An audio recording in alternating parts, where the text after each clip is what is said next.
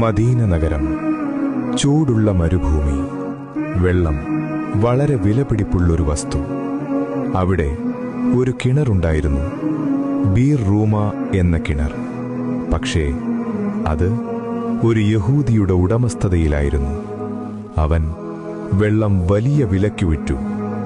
പാവപ്പെട്ട മുസ്ലിംകൾക്ക് വെള്ളം വാങ്ങാൻ പോലും ബുദ്ധിമുട്ടായി.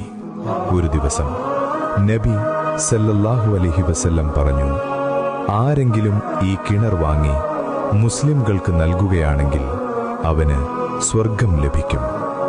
ആ വാക്കുകൾ കേട്ടപ്പോൾ ഒരു സഹാബി എഴുന്നേറ്റു. അദ്ദേഹം ഉസ്മാൻ ഇബ്നു അഫ്ഫാൻ റളിയല്ലാഹു അൻഹു. അദ്ദേഹം ആ കിണർ വാങ്ങി, പക്ഷേ സ്വന്തമായി ഉപയോഗിക്കാനല്ല.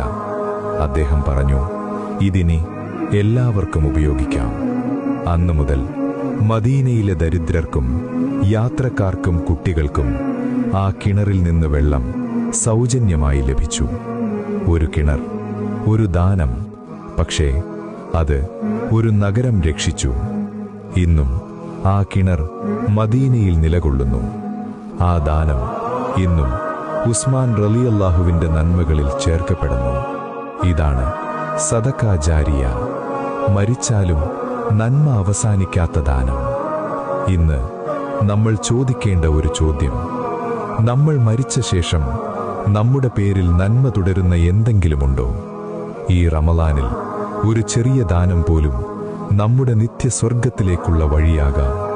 അല്ലാഹു നമ്മുടെ ദാനങ്ങൾ സ്വീകരിക്കട്ടെ.